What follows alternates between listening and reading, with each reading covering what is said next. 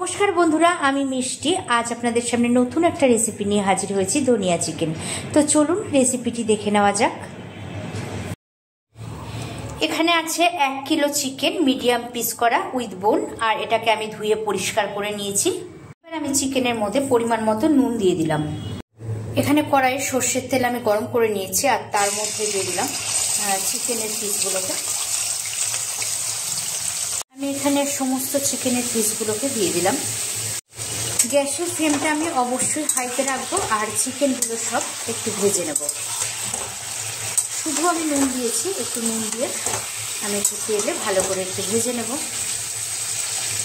আর এদিকে কিন্তু চিকেন ভাজতে ভাজতেই কিন্তু অর্ধেক সেদ্ধ হয়ে যায়। চিকেনটা প্রায় ভাজা হয়ে গেছে, এই অবস্থাতে আমি নামিয়ে নেব। চিকেনগুলো এভাবে ভেজে তুলে নিলাম। এখানে আমি দুটো মিডিয়াম সাইজের পেঁয়াজ নিয়ে নিয়েছি। এখানে দিয়ে দিলাম 20-25 কোয়া রসুন আর একটা মিডিয়াম সাইজের টমেটো। এবার এগুলোকে ভালো করে পেস্ট করে নেব। চিকেন ভাজার তেলের মধ্যে দিয়ে দিলাম পেঁয়াজ, রসুন আর টমেটোর পেস্ট। এবার পেঁয়াজের মশলাটা ভালো করে ভেজে নেব। ভালো করে তেলের সাথে মিশিয়ে সবকিছু একসাথে ভালো করে একটু কষিয়ে নেব। মশলা থেকে কিন্তু তেল ছাড়া শুরু হয়ে গেছে, মানে মশলাটা কষানো হয়ে গেছে। আর এই অবস্থাতে দিয়ে দিলাম আমি পরিমাণ মতো নুন। আমি কিন্তু চিকেন ভাজার সময় নুন দিয়েছিলাম, তাই এখানে অল্প পরিমাণেই নুন দিলাম মশলার মধ্যে। দেখুন পেঁয়াজটা কিন্তু মানে পেঁয়াজ, রসুন আর টমেটোর পেস্ট সেটা কিন্তু বেশ ভালো মতো ভাজা কষানো হয়ে গেছে। আর এটার থেকে মশলাটার থেকে বেশ সুন্দরভাবে তেলও ছাড়া শুরু হয়েছে। মশলাটা বেশ ভাজা ভাজা হয়ে গেছে আর এই অবস্থাতে দিয়ে দিলাম আমি ভেজে রাখা চিকেন।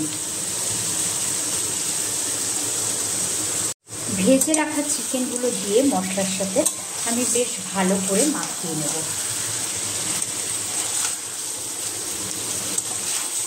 মশলাটা আর চিকেনের সাথে ভালোভাবে মাখিয়ে নিতে হবে।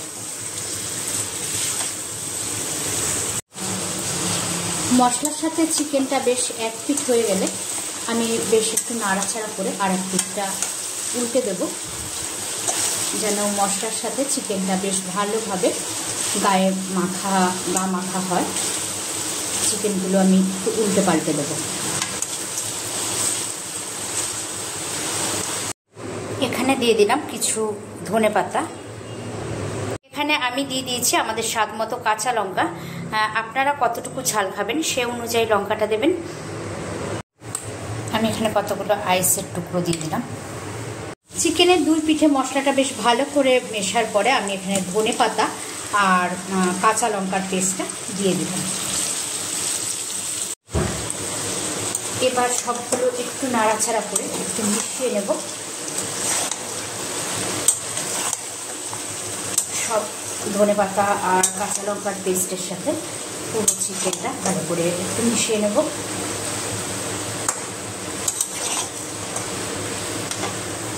ধনেপাতা কাঁচা লঙ্কার পেস্ট ভালো করে মিশিয়ে নেওয়ার পরে আমি এখানে বাটি ধোয়া জলটাও কিন্তু দিয়ে দিলাম।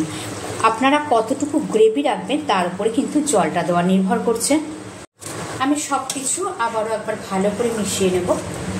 একটু নাড়াচাড়া করে সব কিছু একসাথে একটু ভালো করে মিশিয়ে নেব। আমি যতটুকু পরিমাণ গ্রেভি রাখবো সেই অনুযায়ী আমি বাটিটা ধুয়ে অল্প জল দিয়ে দিয়েছি। আর চিকেনটায় এই অবস্থায় আমি একটু ঢাকা দিয়ে 4 থেকে 5 মিনিট মতো রান্না করে নেব। 5 মিনিট রান্না হওয়ার পর আমি ঢাকনাটা খুলে দেখুন চিকেনটা কিন্তু হয়ে গেছে, বেশ সুন্দর লাগছে চিকেনটা কিন্তু দেখতে। এখন চিকেনটা কতটুকু সেদ্ধ হয়েছে সেটা কিন্তু বোঝার বিষয়, কিন্তু গ্রেভিটা কিন্তু দারুণ লাগছে দেখতে। দেখুন কালারটা কিন্তু দারুণ সুন্দর এসেছে।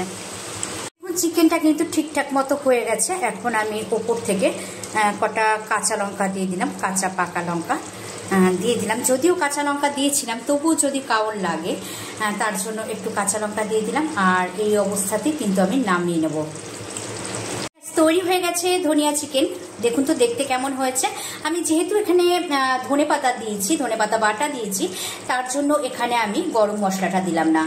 আর এখন রেডি হয়ে গেছে ধনিয়া চিকেন, তাই আমি নামিয়ে এটাকে প্লেটিং করে নেব। যেহেতু ফেসবুক পছন্দ করে সবুজ প্রকৃতির, তাই আমি কিন্তু সবুজ প্রকৃতির মাঝে ধনিয়া চিকেন সাজুগুজু করিয়ে নিয়েছি।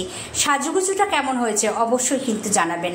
আর এখানে ধনিয়া চিকেন রেডি। ধনিয়া চিকেন গরম গরম নামিয়ে প্লেটিং করে নিয়েছি। একবার কিন্তু অবশ্যই জানাবেন যে ধনিয়া চিকেনটা কেমন লাগছে দেখতে। এবার কিন্তু টেস্ট করার পালা। তাহলে আর দেরি কেন, চটজলদি বানিয়ে ফেলুন আর আমাকে কমেন্ট বক্সে জানান যে কেমন হয়েছে। বাড়ির সবাই তো খেয়ে বলেছে দারুণ হয়েছে, আর আমি টেস্ট করে দেখি একেবারে ঝাক্কাস হয়েছে।